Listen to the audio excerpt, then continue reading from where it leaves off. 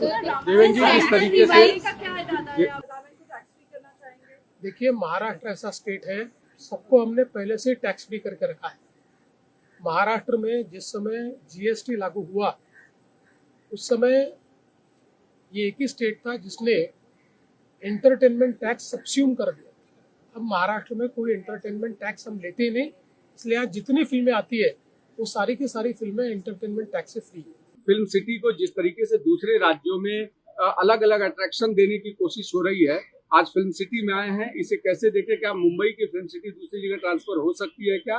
दूसरा, वेब्स को लेकर के जो एमओयू साइन है उसका यहाँ पर किस तरीके से इम्प्लीमेंटेशन शुरू हुआ?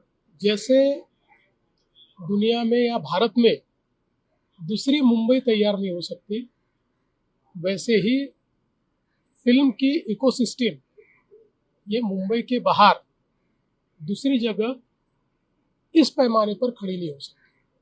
मुंबई एक नेचुरल इकोसिस्टम है। अलग अलग राज्य भी अगर प्रयास करेंगे, उनका कुछ काम होता है तो हमको उसमें कोई दुख नहीं है, पर यह समझना गलत होगा कि मुंबई से इकोसिस्टम चली जाएगी, ये नहीं होने वाला है।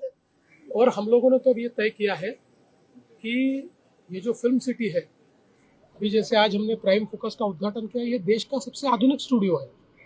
ऐसे कई आधुनिक स्टूडियो यहाँ पर हम बना रहे हैं। इसका कंप्लीट रीडेवलपमेंट का प्लान कर रहे हैं। दुनिया की सबसे एडवांस्ड फिल्म मेकिंग की इकोसिस्टम ये हम लोग फिल्म सिटी में तैयार। और आज जो है हाई कोर्ट ने भी डॉक्टर्स को कहीं सुना। देखिए, पहले तो मुझे लगता है कि इस प्रकार से प्रोटेस्ट नहीं होना चाहिए।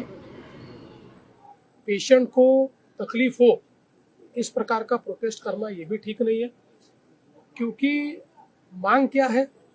तो माननीय उच्च न्यायालय ने एक आदेश दिया था कि जो हमारी डॉक्टर्स की रजिस्ट्री है उसमें अन्य पैथी के लोगों को जो एंट्री दी गई थी उसकी खिलाफत वो लोग कर रहे हैं।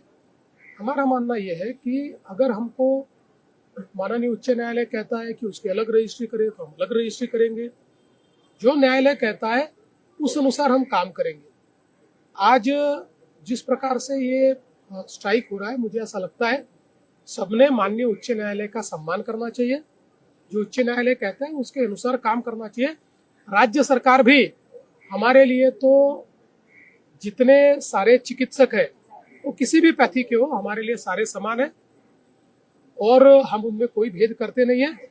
और विशेष रूप से जो डॉक्टर्स हमारे मेडिकल कॉलेजेस में काम कर रहे हैं, जो हमारे हॉस्पिटल्स में काम कर रहे हैं, हमारे लिए वो सारे बहुत महत्वपूर्ण है। मैं उनको भी कहना चाहूँगा कि उनके ऊपर अन्याय करने का सरकार का कोई इरादा नहीं है। हम सब लोग let's wait for the court. एक सवाल ये है कि जिस तरीके से साइबर फ्रॉड महाराष्ट्र में बढ़ रहा है, उसको लेकर गृह मंत्रालय किस तरीके से? देखिए, साइबर फ्रॉड ये पूरे देश में बढ़ रहा है और उसका कारण ये है कि पहले जो स्ट्रीट क्राइम होता था, अब वो हम लोग चूंकि डिजिटल इकोनॉमी में चले गए तो कुछ पैमाने पर वो साइबर फ्रॉड हो रहा है। और उसमें मैक्सिमम फ्रॉड जो हो रहा है वो लोग अनभिज्ञ है, लोगों को पता नहीं है, इसलिए लोगों को मूर्ख बनाया जा रहा है। डिजिटल अरेस्ट जैसी चीजें जो अस्तित्व में ही नहीं है उस प्रकार से। लेकिन अब लोगों में हम लोग एक प्रकार से जागरण करने की कोशिश कर रहे हैं। और सबसे बड़ी बात यह है कि अब इन लोगों को पकड़कर और पैसा लोगों का वापस करना, इसमें बहुत प्रगति हमने की।